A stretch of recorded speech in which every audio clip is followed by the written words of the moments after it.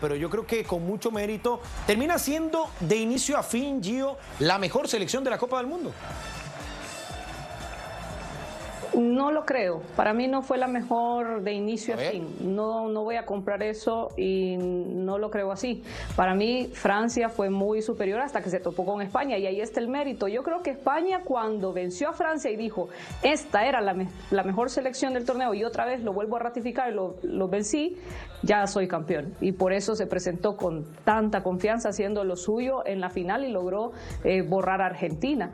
Eso me parece. Pero la primera fase de la selección española yo lo voy a mantener. A mí me siguió dejando mucho a desear, porque el fútbol que tienen es un fútbol que no es de ahora, es un fútbol que responde a una escuela y en todo este siglo lo han venido trabajando. 2 Copas del Mundo precisamente en estos primeros 26 años de los 100 de este siglo, responden precisamente a eso, a una escuela bien marcada que sabe a lo que juega y que le resulta.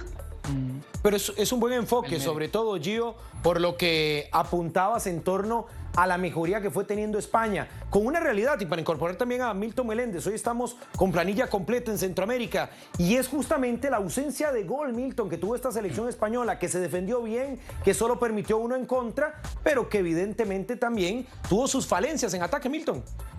¿Qué tal, Dani? ¿Cómo estás? Buenas tardes para todos. Qué bueno, qué alegre estar con ustedes. Sí, le hizo falta ese punch a esta selección, que hace un rato hablábamos con nuestro compañero Cho Álvarez y hablábamos y coincidíamos en que es una selección con características de tenencia de la pelota, pero que tiene un poco más tiene un poco más de pegada de lo que antes era solo tener ese famoso tiki-taka, claro, que fue lo que puso de moda el Barça de Pep Guardiola. Esta es una selección que tiene la pelota y que si no tenés cuidado te tritura con el toque, no se cansa, corre la pelota, no corren los jugadores y hacen correr al rival, que creo que fue parte de lo que pasó ayer. Y sí le falta ese último toque a veces, esa última pegada para terminar de adornar un fútbol que sería casi perfecto. Un goleador natural es lo que le falta, porque a veces aparece Oyarzabal, a veces aparece Merino, pero no hay uno que alguien diga como antes, un Guaje Villa, por ejemplo, por decir un nombre, ¿verdad?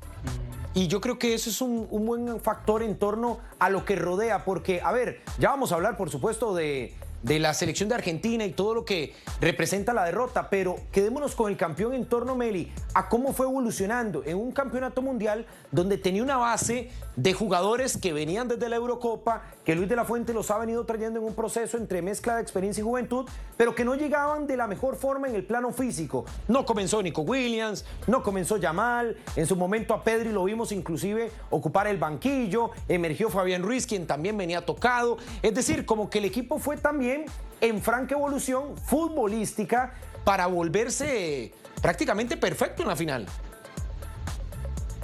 Sí, se fue ajustando, Dani, obviamente para resolver la ausencia de Nico Williams, planteó Luis de la Fuente poner a Gavi en esa posición, que creo que fue el peor invento de Luis de la Fuente en todo el Mundial, en ese primer partido frente a Cabo Verde, pero lo corrigió inmediatamente.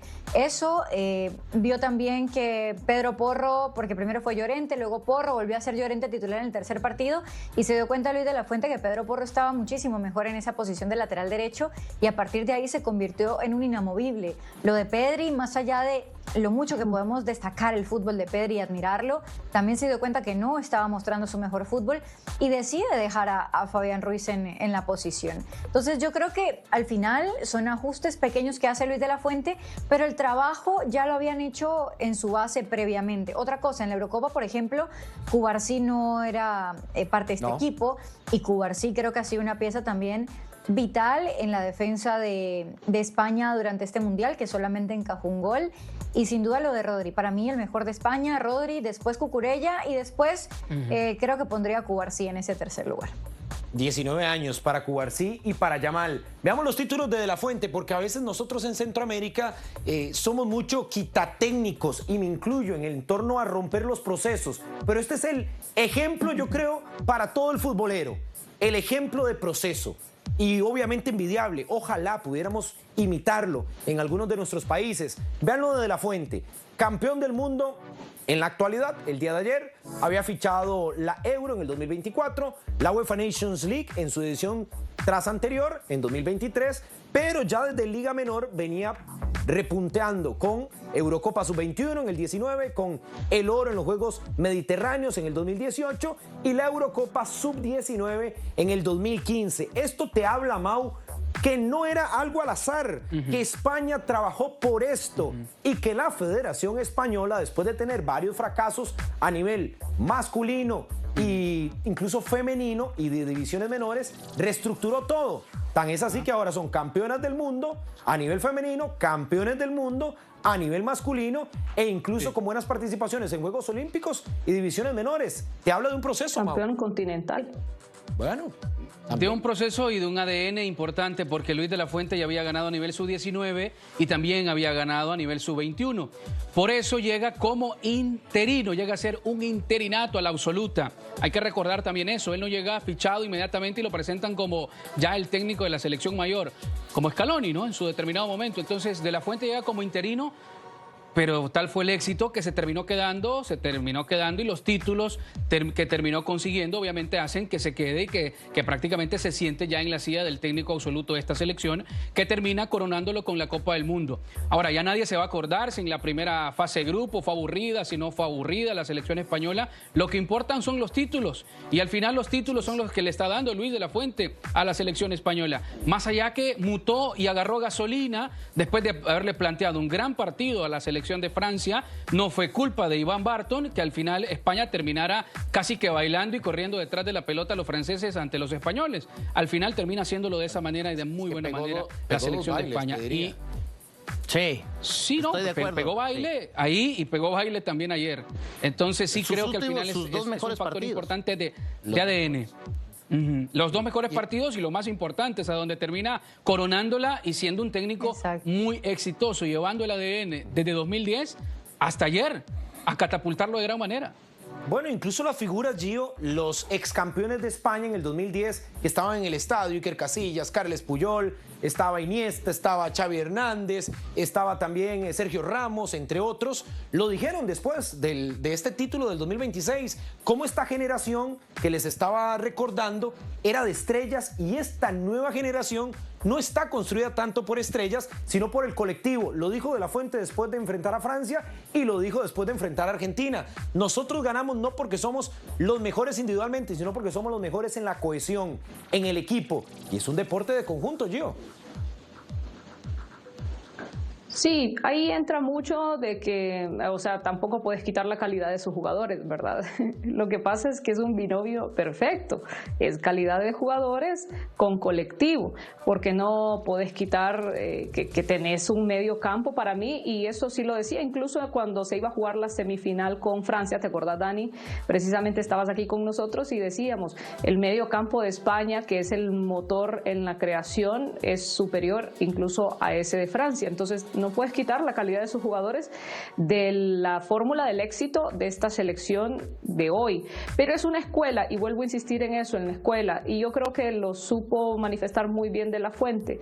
Sus jugadores fueron mermados un poco por situaciones extra la Copa.